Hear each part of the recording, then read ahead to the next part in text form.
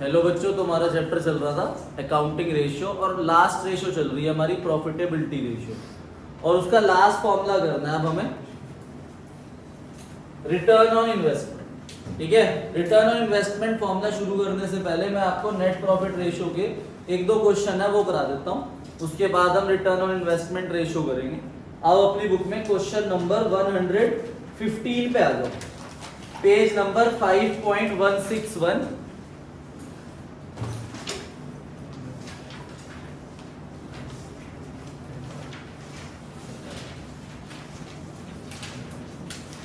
Page 5.161 question number 115।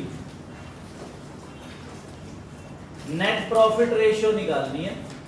तो net profit ratio का formula कल हमने सीखा था, net profit upon net revenue from operation into 100। ठीक है, net profit upon net revenue from operation into 100 करना है। अब क्वेश्चन में देखते हैं हमें गिवन क्या है। देखो हमने पढ़ा था कल कि सबसे पहला प्रॉफिट जो होता है वो होता है ग्रॉस प्रॉफिट। ग्रॉस प्रॉफिट कैसे आता है? रिवेन्यू फ्रॉम ऑपरेशन में से माइनस कर देते हैं cost of revenue from operation, तो ग्रॉस प्रॉफिट आता है। उसके बाद आता है ऑपरेटिंग प्रॉफिट। अगर हमें ग्रॉस प्रॉफिट दे रखा है तो उसमें से आप माइनस करो क्या? ऑपरेटिंग एक्सपेंस, और प्लस करेंगे ऑपरेटिंग इनकम, तो हमारे पास ऑपरेटिंग प्रॉफिट आता है। और अगर ऑपरेटिंग प्रॉफिट से हमें नेट प्रॉफिट निकालना है तो नॉन ऑपरेटिंग एक्सपेंस माइनस करेंगे और नॉन ऑपरेटिंग इनकम प्लस करेंगे तो नेट प्रॉफिट आ जाएगा। तो अब क्वेश्चन के अंदर देखते हैं कि हमें गिवन क्या। तो क्वेश्चन में रिवेन्यू फ्रॉम ऑपरेशन 25 लाख दे रखी है और ऑपरेटिंग रेशियो दे रखी है 90%। देखो मैंने आपको बताया था कि दो रेशियो है जिनका सम 100 होता है। कौन सी रेशियो है वो दो जिनका सम 100 होता है? याद है, कल ही बताया था। ऑपरेटिंग रेशियो और दूसरा ऑपरेटिंग प्रॉफिट रेशियो। इन दोनों का सम क्या होता है? 100। इन्हें कॉम्प्लीमेंट्री रेशियोज भी बोलते हैं। Operating ratio plus operating profit ratio, इन दोनों का सम क्या है? 100। अब क्वेश्चन में हमें ऑपरेटिंग रेशियो 90% दी हुई है, तो बताओ ऑपरेटिंग प्रॉफिट रेशियो कितने परसेंट होगी? 10%। और ये रेशियो किस पे निकलती है? नेट रिवेन्यू फ्रॉम ऑपरेशन पे। तो इन्होंने हमें ऑपरेटिंग रेशियो दे रखी है 90%, तो इससे मैं ऑपरेटिंग प्रॉफिट निकाल सकता हूं। ऑपरेटिंग रेशियो लिखो, therefore operating ratio is equal to 90%। तो therefore operating profit is equal to 10% on revenue from operation. और रिवेन्यू फ्रॉम ऑपरेशन 25 लाख दे रखी है, तो 25 लाख का 10% कर देंगे तो ऑपरेटिंग प्रॉफिट आ जाएगा 2,50,000। ठीक है, ऑपरेटिंग प्रॉफिट आ गया 2,50,000। अब 2,50,000 ऑपरेटिंग प्रॉफिट है। अब ऑपरेटिंग प्रॉफिट से हमें क्या कैलकुलेट करना है? Net profit. कर लो नोट। तो नेट प्रॉफिट का फॉर्मूला है net profit is equal to operating profit, इसमें से माइनस करेंगे नॉन ऑपरेटिंग एक्सपेंस और प्लस करेंगे नॉन ऑपरेटिंग इनकम, तो नेट प्रॉफिट आ जाएगा। अब हमारे पास ऑपरेटिंग प्रॉफिट 2,50,000 है और नॉन ऑपरेटिंग एक्सपेंस मैंने आपको बताया था लॉस होते हैं, तो loss on sale of fixed asset है 25,000, interest on long term borrowings है 30,000। तो ये दोनों नॉन ऑपरेटिंग एक्सपेंस है। तो 25 प्लस 30 45,000 रुपीज हम क्या कर देंगे? माइनस नॉन ऑपरेटिंग एक्सपेंस, और ऐड करेंगे non operating income. Interest received दे रखा है 40,000। तो बताओ हमारे पास नेट प्रॉफिट आ गया, सॉरी ये ना 55,000 है, 25,000 प्लस 40,000, तो ये आएगा 55,000। ठीक है, 25,000 और 30,000, तो 55 आएगा। तो 2,50,000 प्लस करेंगे 40, कितना हो गया? 290 माइनस 55 कितना हो गया?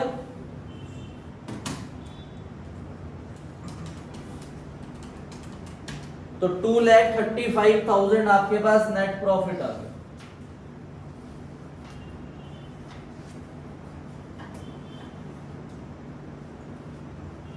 अब निकाल लो नेट प्रॉफिट रेशियो। तो नेट प्रॉफिट हमारे पास है 2,35,000 upon net revenue from operation 25 lakh into 100।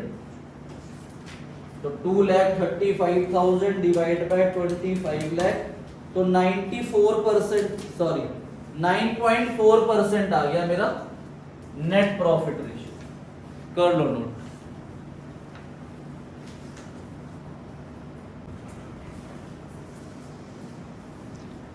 तो आ जाओ बेटा, ये हमारा लास्ट फॉर्मूला है इस चैप्टर का, रिटर्न ऑन इन्वेस्टमेंट। ठीक है, नोट कर लो अपनी कॉपी में, रिटर्न ऑन इन्वेस्टमेंट का फॉर्मूला। जो रिटर्न ऑन इन्वेस्टमेंट का फॉर्मूला है ना, ये फैमिलियर है एक फॉर्मूले से। क्या किसी को फॉर्मूले याद है? वैसे मुझे तो लगता नहीं तुम में से किसी को याद होगा। रिटर्न ऑन इन्वेस्टमेंट का सेम फॉर्मूला जो ऊपर आता है, net profit before interest tax and dividend, ये एक फॉर्मूले में और आता था, इंटरेस्ट कवरेज रेशियो। तो इंटरेस्ट कवरेज रेशियो आपकी सॉल्वेंसी रेशियो की लास्ट रेशियो थी, उसके अंदर भी आता था ये। तो फिलहाल आप रिटर्न ऑन इन्वेस्टमेंट का फॉर्मूला क्या है? Net profit before interest tax and dividend upon capital employed. Sir ये रिटर्न ऑन इन्वेस्टमेंट क्या होती है? देखो, इन्वेस्टमेंट का मतलब होता है किसी चीज, अगर हम कोई बिजनेस कर रहे हैं या कुछ भी अगर हम कोई वर्क कर रहे हैं तो उसमें हम क्या इन्वेस्ट कर रहे हैं। ठीक है, जैसे आप लोग, आपके पेरेंट्स लोग आपकी पढ़ाई करा रहे हैं, ठीक है, तो वो आपकी पढ़ाई में फंड लगा रहे हैं, तो वो क्या कर रहे हैं? इन्वेस्टमेंट। तो वो भी चेक करते हैं, हर एक इंसान चेक करता है, ROI बोलते हैं इसे शॉर्ट फॉर्म में, रिटर्न ऑन इन्वेस्टमेंट। ठीक है, रिटर्न ऑन इन्वेस्टमेंट सब देखेंगे। आप भी अगर आगे जाके MBA में जाओगे या फिर आप मान लो MBA करते हो या किसी कॉलेज के अंदर BCom करते हो, तो सबसे पहले आप क्या चेक करोगे? ROI क्या, कि अगर हम उस कॉलेज की फीस दे रहे हैं तो वहां पे कैंपस प्लेसमेंट हो भी रही है, नहीं हो रही। अगर कैंपस प्लेसमेंट हो रही है तो वहां मिनिमम पैकेज क्या लग रहा है? मान लो मैं चला गया SRCC में, टॉप कॉलेज है, ठीक है, आप में से बहुत सारे बच्चे मान लो टॉप कॉलेज किसी में चले गए और वहां पे मैंने ग्रेजुएशन की फीस दी 5 लाख रुपए मान लो सिर्फ, और मेरा पैकेज लगा 30 लाख का, 35 लाख का, तो रिटर्न ऑन इन्वेस्टमेंट कितनी ज्यादा है। पर ऐसे ही अगर मान लो आप किसी कॉलेज में जा रहे हो, वहां पे लगा रहे हो आप 30 लाख रुपीस, पर आपकी जॉब लग रही है 5 लाख रुपीस पर एनम, तो रिटर्न ऑन इन्वेस्टमेंट कितना कम है। तो हर एक बिजनेस के अंदर रिटर्न ऑन इन्वेस्टमेंट जरूर चेक होती है कि हमने जितना पैसा बिजनेस में लगाया वो बदले में हमें रिटर्न में क्या दे रहे हैं। ठीक है, तो जितना ज्यादा रिटर्न उतनी अच्छी रेशियो, रिटर्न ऑन इन्वेस्टमेंट। तो नेट प्रॉफिट जो मैंने कमाया और नीचे कैपिटल एम्प्लॉयड जो मैंने बिजनेस के अंदर लगाया। तो कैपिटल एम्प्लॉयड का फॉर्मूला याद है? Share holder fund plus non current liability, या दूसरा formula total asset minus current liability.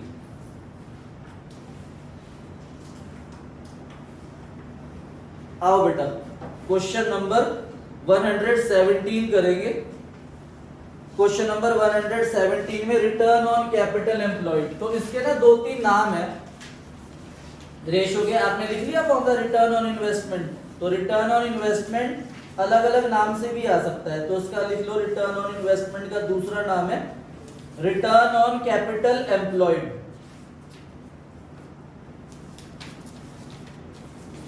ठीक है, रिटर्न ऑन कैपिटल एम्प्लॉयड है इसका दूसरा नाम, और तीसरा नाम है इसका rate of return. Rate of return के नाम से भी क्वेश्चन आ सकता है, और फोर्थ नाम है यील्ड ऑन कैपिटल। ठीक है, एक तो नाम हो गया रिटर्न ऑन इन्वेस्टमेंट, दूसरा नाम है रिटर्न ऑन कैपिटल एम्प्लॉयड, तीसरा नाम है यील्ड ऑन कैपिटल। ठीक है, और फोर्थ नाम है आपका rate of return.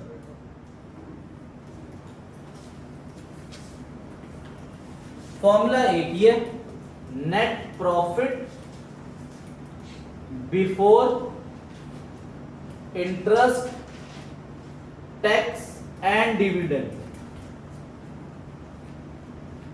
Net profit before interest tax and dividend upon capital employed.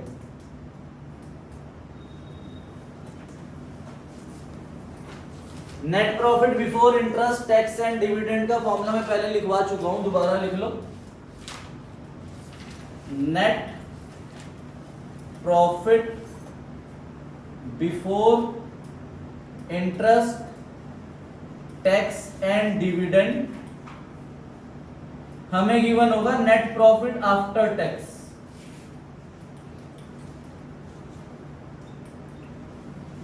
तो इसे डिवाइड करेंगे हम 100 माइनस टैक्स से और इनटू कर देंगे 100 और प्लस होगा इंटरेस्ट। तो इससे हमारा net profit before interest tax and dividend आएगा। और कैपिटल एम्प्लॉयड का फॉर्मूला है आपका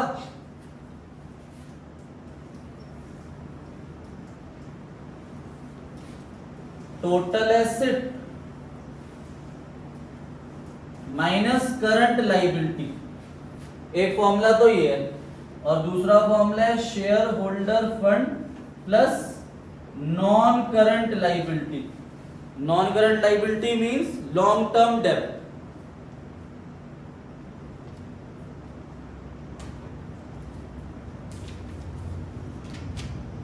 अब 117 क्वेश्चन पे आ जाना अपनी बुक के पेज 5.162।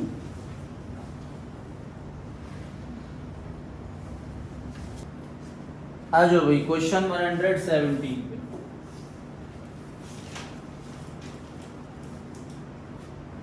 क्वेश्चन 117 कह रहा है रिटर्न ऑन कैपिटल एम्प्लॉयड निकालना है, तो हमें चाहिए net profit before interest and tax. ठीक है, अगर नेट प्रॉफिट आफ्टर टैक्स है ना तो इसका मतलब वो आफ्टर इंटरेस्ट भी है, ये ध्यान रखना। अगर आफ्टर टैक्स लिखा है तो वो आफ्टर इंटरेस्ट है, इंटरेस्ट आपको तब भी ऐड करना है। अगर बिफोर टैक्स है तो टैक्स ऐड हो रखा है, वो डिवाइड नहीं करना। देखो यहां पर जो मैंने ये चीज लिखी है ना, ये चीज net profit after tax upon 100 minus tax, इसे सॉल्व करके हमारे पास आता है नेट प्रॉफिट बिफोर टैक्स। तो या तो वो हमें ये दे देंगे, तो हमें सिर्फ क्या प्लस करना है, इंटरेस्ट। ठीक है भाई। और अगर हमें वो नेट प्रॉफिट आफ्टर टैक्स देंगे तो पहले टैक्स से क्या करूंगा, डिवाइड, फिर क्या करूंगा, इंटरेस्ट प्लस करूंगा, तब आएगा मेरे पास net profit before interest tax and dividend. लिखा हुआ तो है पर बुक में कोई डिविडेंड के पॉइंट ऑफ व्यू से क्वेश्चन नहीं है, ना एग्जाम में कभी आया डिविडेंड के पॉइंट ऑफ व्यू से। तो आओ क्वेश्चन पे। अब क्वेश्चन के अंदर हमारे पास सबसे पहले हमें कैपिटल एम्प्लॉयड ढूंढना है। तो शेयर कैपिटल क्या कैपिटल एम्प्लॉयड का पार्ट होता है? यस होता है। रिजर्व एंड सरप्लस ये भी होता है। शेयर कैपिटल और रिजर्व एंड सरप्लस के सम से आता है शेयर होल्डर फंड। और कैपिटल एम्प्लॉयड के लिए हमें क्या चाहिए, share holder fund plus non current liability. तो अब नॉन करंट लाइबिलिटी में हमारे पास दे रखा है 10% लॉन्ग टर्म बोरोइंग और लॉन्ग टर्म प्रोविजन। तो कैपिटल एम्प्लॉयड निकाल लो भाई सबसे पहले। Capital employed is equal to share holder fund plus non current liability. तो share holder fund is share capital plus reserve and surplus 13,70,000 plus non current liability में long term borrowings है और long term provision है 5,80,000। तो 13 plus 5 हो गया 18, 19,50,000 आ गया मेरे पास कैपिटल एम्प्लॉयड। अब मुझे चाहिए net profit before interest and tax. Net profit before interest and tax and dividend भी चाहिए, वो मैं लिख नहीं रहा। और बुक वालों ने मुझे अगले पेज में सबसे ऊपर नेट प्रॉफिट बिफोर टैक्स दे रखा है। तो 2,50,000 मेरे पास नेट प्रॉफिट बिफोर टैक्स है, मुझे बस इसमें इंटरेस्ट ऐड करना है। और इंटरेस्ट क्वेश्चन में कहां गिवन है, अच्छा दिखाना इंटरेस्ट है कहीं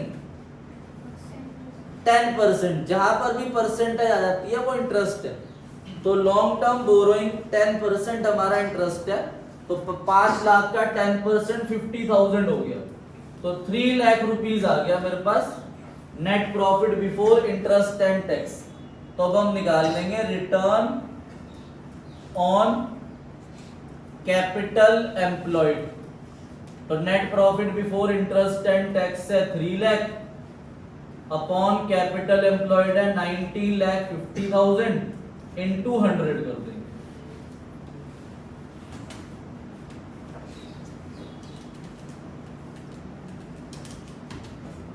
तो 15.38% आ गया हमारा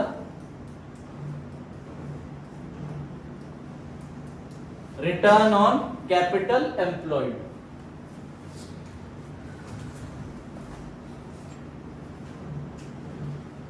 आओ next question, question number 119, page 5.163।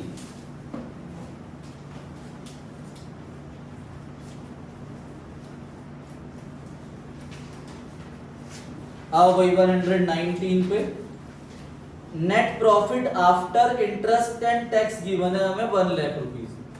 हमें net profit after interest and tax नहीं चाहिए, हमें तो net profit before interest and tax चाहिए।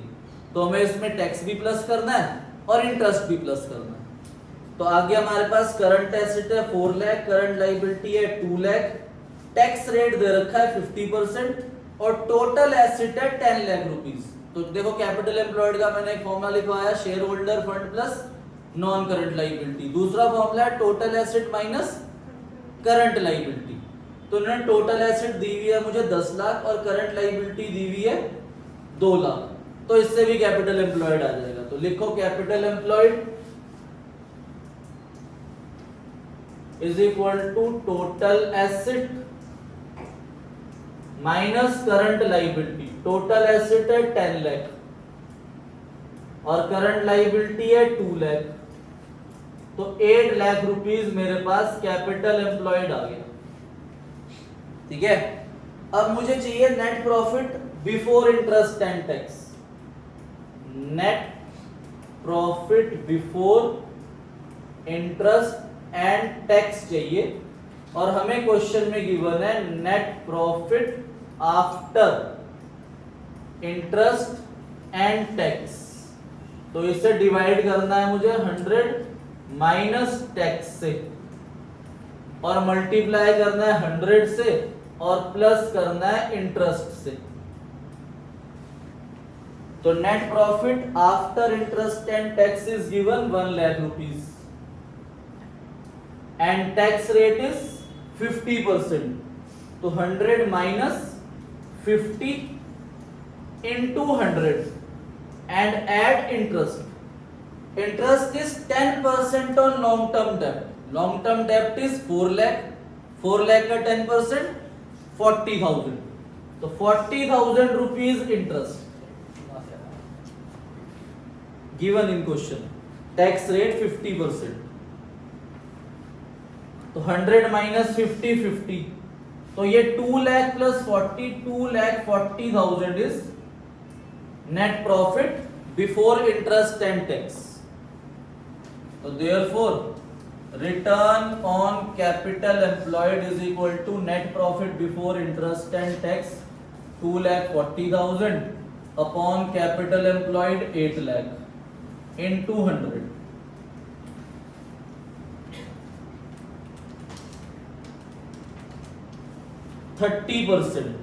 तो 30% is return on investment or return on capital employed or rate of return or yield on capital. Next question, question number 120. देखो question number 120 के अंदर हमें net profit before interest and tax चाहिए। देखो भाई ध्यान से देखना इधर बोर्ड पे। सबसे पहले हम जो प्रॉफिट निकालते हैं वो होता है ग्रॉस प्रॉफिट और जो लास्ट में आता है वो क्या होता है नेट प्रॉफिट। अगर सिर्फ वर्ड नेट प्रॉफिट है ना तो इसका मतलब साफ है कि ये net profit after interest and tax है, अगर क्वेश्चन कुछ ना बोले। पर हमें क्या चाहिए, हमें चाहिए net profit before interest and tax. तो ग्रॉस प्रॉफिट में से मैं सारे एक्सपेंस माइनस करूं। अगर मैं ग्रॉस प्रॉफिट से चल रहा हूं तो मैं नेट प्रॉफिट पे पहुंच जाऊंगा। अगर मैं सारे एक्सपेंस माइनस कर दूं और सारी इनकम प्लस कर दूं तो मैं net profit after interest and tax पे पहुंचूंगा, पर मुझे तो यहीं पर रुकना है ना, net profit before interest and tax पे। तो मैं क्या चीज माइनस ना करूं कि मैं यहीं पर रुक जाऊंगा, इंटरेस्ट और टैक्स। अभी तक हमें क्वेश्चन के अंदर net profit after interest and tax दे रखा, तो वो उल्टा चलते थे, टैक्स से डिवाइड करते थे और इंटरेस्ट प्लस करते थे, क्योंकि हमें ये गिवन था, हम उल्टा चल रहे थे इसलिए एक्सपेंस को प्लस करते थे। पर अगर हम सीधा चल रहे हैं, हमें ग्रॉस प्रॉफिट दे रखा है और उससे नेट प्रॉफिट निकालना है, तो हम पहले यहां जाए फिर इसे वापस ऐड करें तो बेवकूफी है, तो इसलिए हम इंटरेस्ट और टैक्स को माइनस करेंगे। तो अब देखो ध्यान से, क्वेश्चन नंबर 120 के अंदर हमें ग्रॉस प्रॉफिट ही दे रखा है 2,70,000, तो इन्होंने हमें एडमिनिस्ट्रेटिव एक्सपेंस दिया 60,000, ये भी हम माइनस कर देंगे। सेलिंग एक्सपेंस दिया 30,000, ये भी हम माइनस कर देंगे। अब 12% लॉन्ग टर्म डेब्ट है, तो 2 लाख का 12% इंटरेस्ट कितना होता है, 24,000, ये हम माइनस करेंगे। क्यों? क्योंकि हमें बिफोर ही रहना है इंटरेस्ट, और टैक्स दे रखा है 40%, हम 40% टैक्स भी माइनस नहीं करेंगे। क्यों? क्योंकि हमें बिफोर टैक्स रहना है। तो हमें ग्रॉस प्रॉफिट में से बस सिर्फ क्या माइनस करना है, एडमिनिस्ट्रेटिव एक्सपेंस और सेलिंग एक्सपेंस। तो हम सीधा कहां पर आ जाएंगे, net profit before interest and tax पे। अब हमें चाहिए कैपिटल एम्प्लॉयड। कैपिटल एम्प्लॉयड के लिए इन्होंने हमें टोटल एसेट दी हुई है, देखो नॉन करंट एसेट और current asset. Non current asset और करंट एसेट के सम से क्या आती है, टोटल एसेट। उसमें से हम करंट लायबिलिटी माइनस कर देंगे तो क्या आ जाएगा, कैपिटल एम्प्लॉयड। तो आ जाओ करते हैं क्वेश्चन। ठीक है, अब हमारे पास हमें कैलकुलेट करना है net profit before interest and tax, और हमारे पास क्वेश्चन में ग्रॉस प्रॉफिट दे रखा है, तो हम सिर्फ एडमिनिस्ट्रेटिव एक्सपेंस माइनस करेंगे और सेलिंग एक्सपेंस माइनस करेंगे। Gross profit is 2,70,000 gross profit, administrative expenses 60,000 and selling expenses 30,000। तो कितना आ गया, 60 प्लस 30 90 माइनस करेंगे तो 1,80,000 आ गया हमारे पास net profit before interest and tax. अब हमें चाहिए कैपिटल एम्प्लॉयड। तो कैपिटल एम्प्लॉयड का फॉर्मूला टोटल एसेट में से हमें करंट लायबिलिटी माइनस करनी है। Total asset is non current asset plus current asset 8 lakh and current liability is 50,000। तो 7,50,000 इज कैपिटल एम्प्लॉयड। तब हम निकाल लेंगे return on investment net profit before interest and tax upon capital employed in 200। तो 1,80,000 divide by 7,50,000, तो 24% आ गया हमारा return on investment.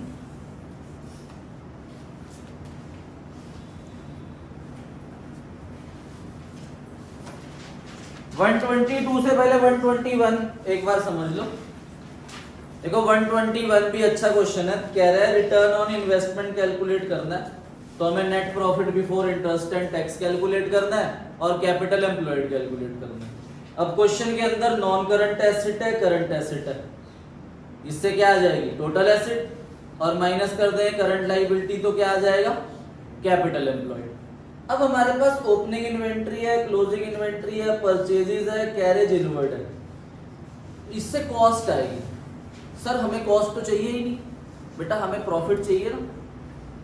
अब नेट प्रॉफिट डायरेक्टली तो कुछ निकल नहीं रहा, तो इसीलिए क्वेश्चन के अंदर हमें पहले निकालना है ग्रॉस प्रॉफिट, और ग्रॉस प्रॉफिट का फॉर्मूला क्या होता है, revenue from operation minus cost of revenue from operation.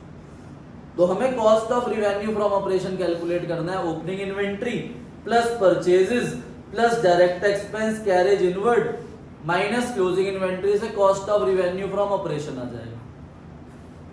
उसके बाद हमें दे रखा है रिवेन्यू फ्रॉम ऑपरेशन, तो रिवेन्यू फ्रॉम ऑपरेशन में से अगर हम cost of revenue from operation minus कर देंगे तो क्या आ जाएगा ग्रॉस प्रॉफिट। अब ग्रॉस प्रॉफिट आ गया, ठीक है। अब ग्रॉस प्रॉफिट से हमें यहां तक रुकना है, हमें ना इंटरेस्ट माइनस करना है ना टैक्स माइनस करना है। तो ग्रॉस प्रॉफिट में से हमारे पास सिर्फ एक ही एक्सपेंस है, ऑफिस एक्सपेंस, वो माइनस होगा। इंटरेस्ट ऑन डिबेंचर हम माइनस नहीं करेंगे, क्यों? क्योंकि हमें बिफोर इंटरेस्ट रहना है। और टैक्स रेट हमें दे रखा है 7000, वो भी हम माइनस नहीं करेंगे। ठीक है, आई बात समझ में? तो आओ क्वेश्चन नंबर 122 पे, अब 121 अपने आप ट्राई करना। अब क्वेश्चन 122 पे आ जाओ।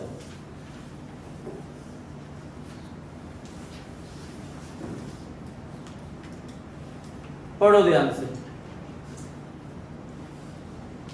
रिटर्न ऑन इन्वेस्टमेंट कैलकुलेट करनी है हमें।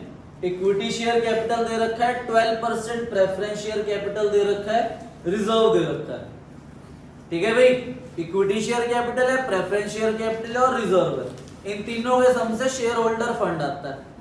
पर हमें साथ में प्लस करनी है नॉन करंट लायबिलिटी। तो नॉन करंट लायबिलिटी है 15% लोन, 10% डिवेंचर। ठीक है भाई, 15% लोन है, 10% डिवेंचर है, नॉन करंट लायबिलिटी है। तो सबसे पहले कैपिटल एम्प्लॉयड निकाल लो। Capital employed is equal to total asset minus कर, सॉरी इसमें तो हमारा फॉर्मूला लग रहा है शेयर होल्डर फंड वाला। तो share holder fund plus non current liability. तो शेयर होल्डर फंड में आएगा equity share capital 5 lakh, preference share capital 1 lakh and reserve 144। तो 5 + 1 6 + 1 7 lakh 44,000 share holder fund plus non current liabilities 15% loan and 10% debenture 3,60,000। तो ये हो गया 7 + 3 10, 11,04,000। 11,04,000 इज कैपिटल एम्प्लॉयड। ठीक है, अब हमें चाहिए क्या? Net profit before interest and tax. देखो इन्होंने net profit after interest and tax दे रखा है, तो हमें बिफोर जाना है। तो हमें पहले टैक्स से क्या करना है, डिवाइड, और प्लस क्या करना है, इंटरेस्ट। तो net profit before interest and tax is equal to, हमें गिवन है net profit after interest and tax upon 100 minus tax into 100 plus interest. तो net profit after interest and tax हमें given है 96,000 और टैक्स है 50%। तो 100 minus 50 into 100 plus interest. अब देखो बच्चा गड़बड़ क्या कर देगा, बच्चा कहेगा सर इस क्वेश्चन के अंदर 3% दे रखी है, एक दे रखा है 15% लोन, एक दे रखा है 10% डिवेंचर और एक हमें दे रखा है 12% प्रेफरेंस शेयर कैपिटल। जो प्रेफरेंस शेयर का 12% है वो पता है हम क्यों नहीं लेंगे? क्योंकि प्रेफरेंस शेयर पे इंटरेस्ट नहीं दिया जाता, शेयर पे दिया जाता है डिविडेंड। तो प्रेफरेंस शेयर का 12% आप नहीं लोगे सर, पर फॉर्मूले में तो यहाँ पर पूरा net profit before interest tax and dividend है, तो डिविडेंड तो लेना चाहिए। डिविडेंड में तब लेता अगर वो मुझे net profit after interest tax and dividend भी देते। उन्होंने हमें सिर्फ net profit after interest and tax दे रखा, इसीलिए हम सिर्फ टैक्स और इंटरेस्ट ले रहे हैं। अगर वो हमें net profit before interest tax and dividend भी देते तब मैं यहाँ डिविडेंड भी ऐड करता। भाई जितने स्टेप आगे देंगे उतने स्टेप ही तो बैक आना है आपको।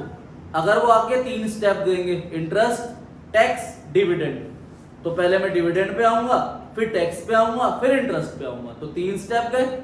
उन्होंने हमें सिर्फ 2 स्टेप दिए, इंटरेस्ट और टैक्स, तो इसीलिए मैं वापस भी क्या आया, इंटरेस्ट और टैक्स। ठीक है, तो इसीलिए हमें सिर्फ क्या ऐड करना है, इंटरेस्ट और टैक्स। तो इंटरेस्ट सिर्फ लोन पे और डिवेंचर पे दिया जाता है। तो लोन पे 15% है, 2,40,000 का 15%, which is 36,000 and 1,20,000 का 10% 12,000, तो टोटल 48,000 इंटरेस्ट है। तो इसको डिवाइड करके आएगा 1,92,000 प्लस 48, तो 2,40,000 हो गया आपका net profit before interest and tax. तो अब हम निकाल लेंगे return on investment net profit before interest and tax 2,40,000 divide by capital employed 11,04,000 which is 21.79%। ठीक है, नेक्स्ट क्वेश्चन पे आ जाओ। क्वेश्चन 123। क्वेश्चन 123 ना इंपॉर्टेंट है, जरा ध्यान से देखना। क्वेश्चन 123 के अंदर वो हमसे पूछ रहे हैं कि प्रॉफिट बताओ कितना है, कि शेयर होल्डर के लिए क्या पैसा मिलेगा। मतलब इसमें हमें net profit after interest and tax calculate करना है। ठीक है, आओ ध्यान से। A company has a loan 30 lakh. Company ने 30 लाख का लोन लिया और उससे बिजनेस स्टार्ट करा। ठीक है, आपने 30 लाख का लोन लिया और बिजनेस स्टार्ट करा। तो जिस चीज जो बिजनेस के अंदर हम पैसा लगाते हैं वो हमारा क्या होता है, कैपिटल एम्प्लॉयड। तो इन्होंने सीधा हमें कैपिटल एम्प्लॉयड दे दिया 30 लाख। 30 लाख हमारा कैपिटल एम्प्लॉयड है। उसके बाद कह रहे हैं interest payable on the loan 12%। Interest कितना है, 12%। तो 30 लाख का 12% हो गया 3,60,000। ये इंटरेस्ट पे कर रहे हैं हम। रिटर्न ऑन इन्वेस्टमेंट दे रखा है 25%। रिटर्न ऑन इन्वेस्टमेंट इज 25% और रेट ऑफ इनकम टैक्स है 40%। टैक्स रेट हमें दे रखा है 40%। कह रहे हैं कि बताओ शेयर होल्डर को हम क्या देंगे। शेयर होल्डर, देखो शेयर होल्डर को वो पैसा मिलता है जो टैक्स के बाद होता है। सबसे पहले हमारे पास होता है net profit before interest and tax. तो उसमें से हम माइनस करते हैं सबसे पहले इंटरेस्ट, तो हम आते हैं net profit after interest before tax. ये बीटी मतलब before tax, after interest before tax. तो मैं क्या माइनस करूंगा, टैक्स। तो जो पैसा होता है वो शेयर होल्डर के पास आता है। मतलब शेयर होल्डर को मिलता है net profit after interest and tax. तो वो कह रहा है ये कैलकुलेट करके बताओ net profit after interest and tax कितना। अब उन्होंने हमें रिटर्न ऑन इन्वेस्टमेंट दे रखा है, तो रिटर्न ऑन इन्वेस्टमेंट का फॉर्मूला अप्लाई करके हम net profit before interest and tax को निकाल सकते हैं। तो लगाओ भाई, return on investment is equal to net profit before interest and tax upon capital employed. Return on investment है 25%, तो मैंने 0.25 रख दिया। कैपिटल एम्प्लॉयड 30 लाख है, इंटू 30 लाख कर दूंगा। तो मेरे पास net profit before interest and tax आ जाएगा। 30 लाख का 25% होता है 7,50,000। तो 7,50,000 net profit before interest and tax आ गया। अब बुक ने क्वेश्चन ने हमें ये नहीं बोला कि net profit before interest and tax find out करो। उन्होंने बोला वो चीज फाइंड आउट करो जो शेयर होल्डर को दी जाएगी, गेन टू शेयर होल्डर। तो शेयर होल्डर को हमें पहले इंटरेस्ट पे कर देना है, टैक्स पे कर देना है, जो पैसा बचेगा वो शेयर होल्डर का होता है। तो हमारे पास net profit before interest and tax आया 7,50,000। इंटरेस्ट हमें पे करना है 3,60,000। तो हमारे पास कितना बचा,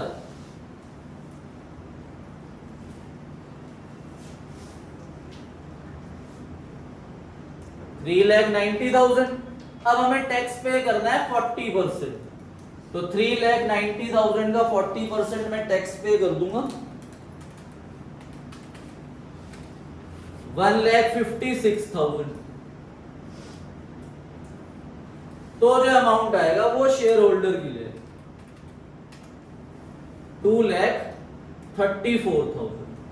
ये है गेन टू शेयर होल्डर, कि हमें शेयर होल्डर के लिए 2,34,000 रुपीज जो है वो डिविडेंड के लिए अवेलेबल है, कि ये हम शेयर होल्डर को दे सकते हैं।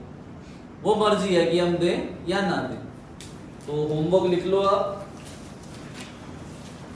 ठीक है। Illustration number